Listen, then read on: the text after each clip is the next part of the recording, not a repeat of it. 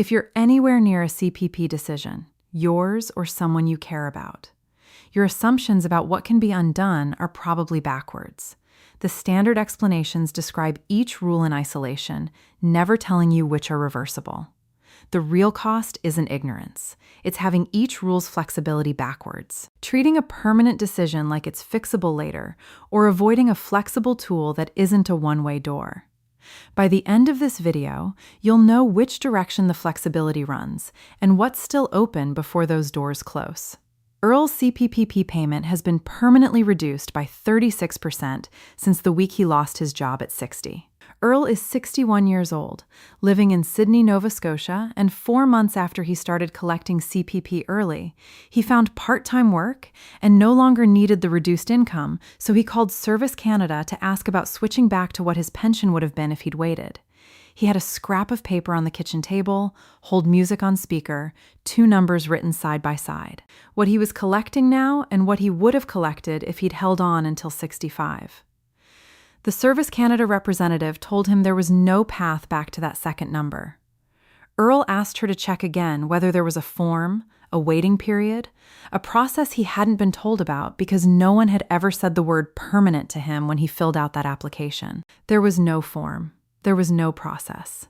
The 36% reduction had been locked in the moment his first payment issued. Locked in. For the rest of his life. And the reason Earl didn't know that is the same reason 2 other seniors in this video are navigating CPP decisions with the flexibility and the permanence of the rules exactly backwards. The people who never hear what comes next treat the permanent CPP decision as though it can be walked back and avoid the reversible one as though it can't be undone. The ones who do hear it know exactly which direction the flexibility runs, before it matters. Here's exactly what the CPP rules actually say. Starting with the decision that locks the moment the first payment issues and the one that can be canceled by request at any time. At Canadian Wealth, every figure and deadline in this video is verified against official government sources Service Canada, Canada.ca CRA documentation. Every link is in the description. Now a quick note. Everything you're about to hear is general information. Speak with a tax professional or financial planner to understand your full picture. What this video is going to do is lay out 3 CPP rules side by side, one that is genuinely permanent, one that is genuinely reversible, and one that is genuinely fixed, and explain, for each one, exactly which direction the flexibility runs.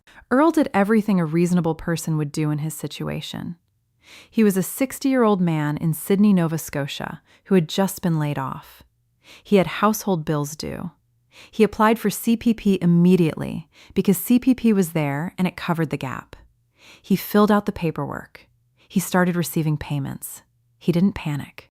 He didn't make a rash long-term decision. He made the most available short-term one. What he was not told, at least not in terms that registered, was that the adjustment built into an early CPP start isn't a temporary rate for as long as you need it. It's a permanent recalculation of your pension for life. Under CPP rules, starting before age 65 reduces your pension by 0.6% for every month you are under 65. Start at 60, and that's 60 months of reduction. 60 months at 0.6% per month comes to exactly 36% permanently applied to Earl's full CPP retirement amount every month for the rest of his life. There is no general process to cancel and restart at a higher rate. There is no grace period once payments have begun. The first payment is the lock. For Earl specifically, that means the gap between his 2 numbers on that scrap of paper, what he collects now versus what he would have collected if he'd waited until 65, does not close. It stays open every month, every year, for decades. That's the first category of CPP rule in this video. Decisions where the flexibility runs one direction only, before you start and stops entirely the moment payments begin. Quick pause. If all this feels like a lot, you're not alone, and that's exactly why I put together the essential guide to retirement finance in Canada. Everything from getting every dollar you're owed, to knowing if you actually have enough for what's ahead, to the scams you need to watch for. All explained in plain English, no jargon. It's a digital guide, so there's nothing to wait for in the mail. You get it right away, and you can read it on your phone, your tablet, your computer, or print it out if you'd rather have a paper copy. And the link's right below if you want it. Now, let's get back to it. So what actually can be undone once it's started? Now meet Louise. Louise is 67 years old and retired in Fredericton, New Brunswick. She and her husband have been collecting CPP for a few years. Their household CPP income is uneven. Her husband earned more over his career, and his CPP retirement pension is meaningfully higher than hers. A financial planner mentioned CPP pension sharing to them several years ago. The idea: some of his higher pension gets attributed to her, some of her smaller pension gets attributed to, and because it shifts income away from the higher tax bracket, it can lower the household's combined tax bill.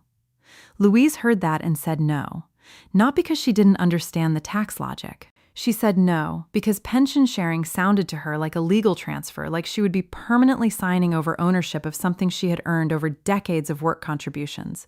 She pictured it as a one-way door. Hand some of your CPP over to your spouse's record and you don't get it back. That belief held for years. No one corrected it. Here is what CPP pension sharing actually is. It's a tax reporting arrangement, not a transfer of entitlement. Neither spouse gives up ownership of their CPP pension. What changes is how that pension income is reported for income tax purposes. Some of the higher earners' reported CPP income shifts to the lower earners' return. The underlying pension records at Service Canada don't change. The actual entitlements don't change. And the arrangement is fully reversible. Either spouse, at any time, can submit a signed cancellation request to Service Canada and the sharing stops. It also ends automatically on divorce, after 12 months of separation, or on death. No penalty. No waiting period. No permanent consequence. Louise has been treating a reversible tax arrangement as if it were an irrevocable legal transfer for years, and the household has been paying a higher combined tax bill the entire time because of a belief that simply had the facts backwards. This is the second category of CPP rule. Decisions that feel permanent because they involve official paperwork and formal programs, but are in fact fully reversible on request. It's worth pausing here to separate CPP pension sharing from something it's often confused with pension income splitting on the annual tax return. Pension income splitting uses CRA Form T1032 and is a separate election made each year when you file. You elect it one year, don't elect it the next. Re-elect it the year after complete flexibility, year to year. CPP pension sharing through Service Canada is also reversible, but it operates differently. It continues until you actively cancel it. Both are reversible. But they're two distinct programs, each with its own process, and confusing them is common. For Louise, the practical answer is the same either way. A reversible option she has been avoiding out of a factual misunderstanding is still sitting there, available to apply for now. If circumstances change health, relationship, financial needs, either she or her husband can cancel. The door she believed was one way actually swings both directions. Now meet Ken. Ken is 70 years old and lives in Kamloops, British Columbia. He retired from forestry work several years ago, started his CPP retirement pension, and then lost his wife. After her death, he applied for the CPP survivor's pension. He knew that combining a survivor's pension with an existing retirement pension produces a combined amount. He understood it would be less than the sum of both pensions in full. What he didn't expect was how much less it would be. When Ken saw the combined figure, he was surprised. And Ken had reason to think he could fix this. He'd once requested a reconsideration of a different Service Canada benefit and gotten a better outcome. He assumed the same path was available here. He sat down and put together what he thought was a reasonable case, that the combined amount felt low, that his wife had contributed to CPP for decades, that the combined figure should reflect that more fully. He submitted the request. Here's what Ken learned. The CPP survivor's pension combining formula isn't a discretionary decision made by a Service Canada officer. It's math. The rules set a fixed formula for how a survivor's pension and an existing retirement pension combine, and for 2026, the combined maximum for a recipient at age 65 is $1,531.56 per month. That number is a ceiling set by the formula, not a starting point for negotiation. Service Canada didn't decide Ken's combined amount, they calculated it. And because it's a calculation rather than a discretionary decision, the reconsideration process that exists for some benefit determinations doesn't apply to the formula itself. Before the last section. If this has been useful, subscribe. Every week, we cover the government benefit rules that most Canadian seniors on a fixed income never find out about until it costs them. The only basis for a correction is a factual error in the inputs if Ken's own contribution history is inaccurate, if dates are wrong, if the underlying data fed into the formula contains an error. Those can be corrected and recalculated, but the formula itself and the ceiling it produces is fixed. Ken can't appeal the math. This is the third category. Rules that look like decisions because they produce a specific number attached to a specific person, but are in fact fixed calculations where reconsideration rights apply only to the inputs, not the formula. Here is the part that almost nobody talks about, and it is the hidden piece that makes a bad situation considerably worse. All three of these CPP rules are routinely confused in exactly the wrong direction.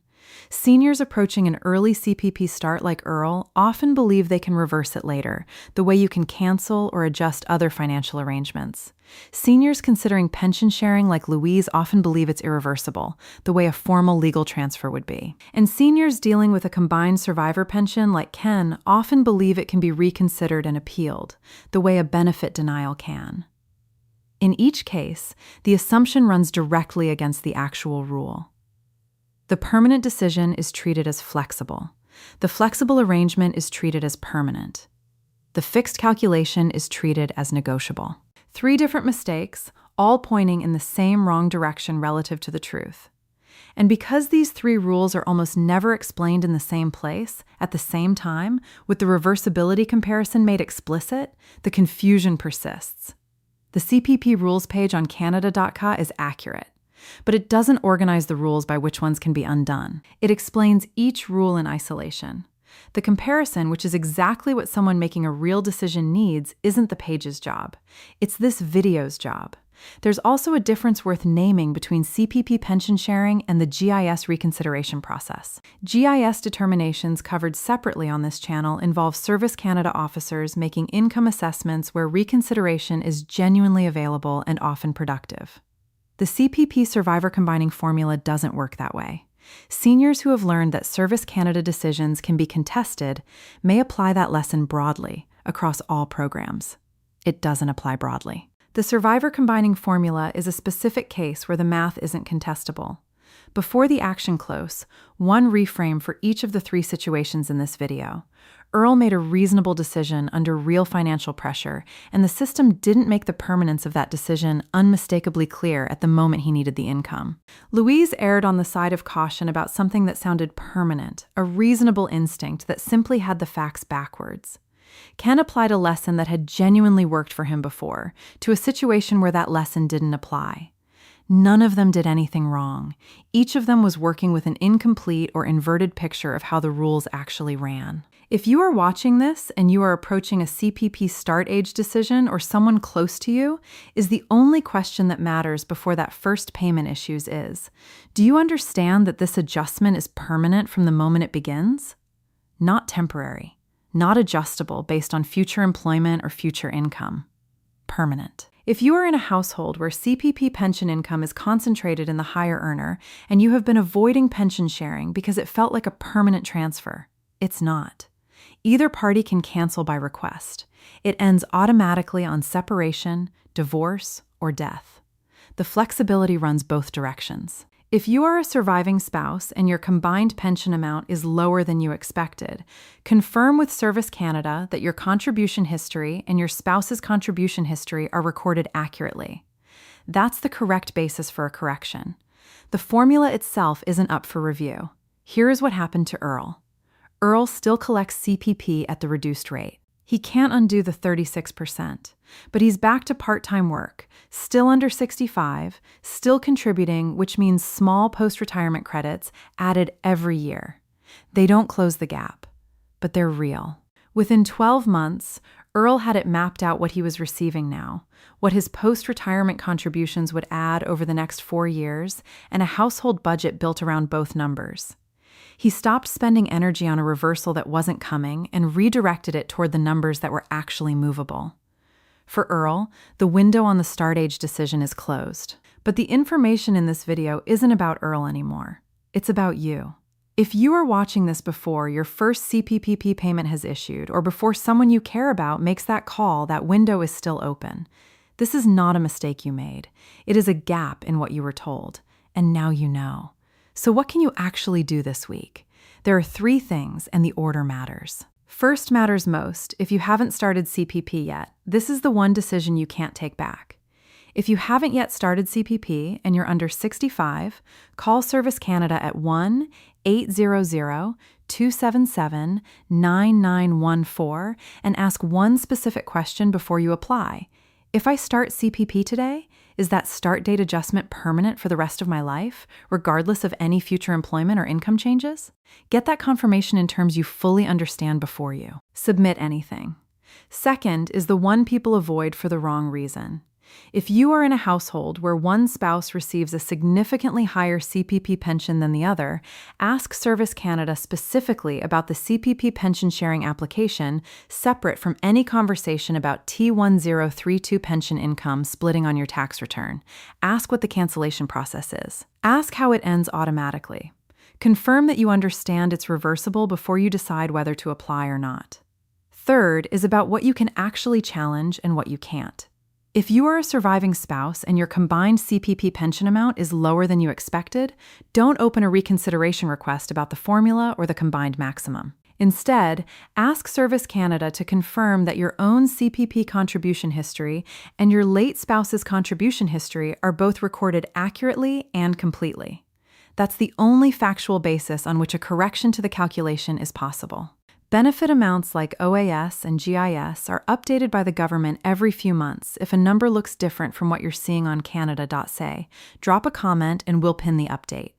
The thread running through everything in this video is simple. The CPP rules that feel permanent are sometimes the reversible ones, and the CPP rules that feel flexible are sometimes the permanent ones, and the only protection against getting them backwards is knowing, in advance, which direction the flexibility actually runs. A reminder, this video is general information, not advice for your situation. For that, you need someone looking at your actual numbers. But everything described in this video is accurate, and it matters. If this was useful, please share it with someone approaching a CPP start age decision under financial pressure who could spare a permanent 36% reduction. Or save thousands in combined household tax over the years by using a reversible tool they've been avoiding. Because the people who most need to see it are the ones least likely to go.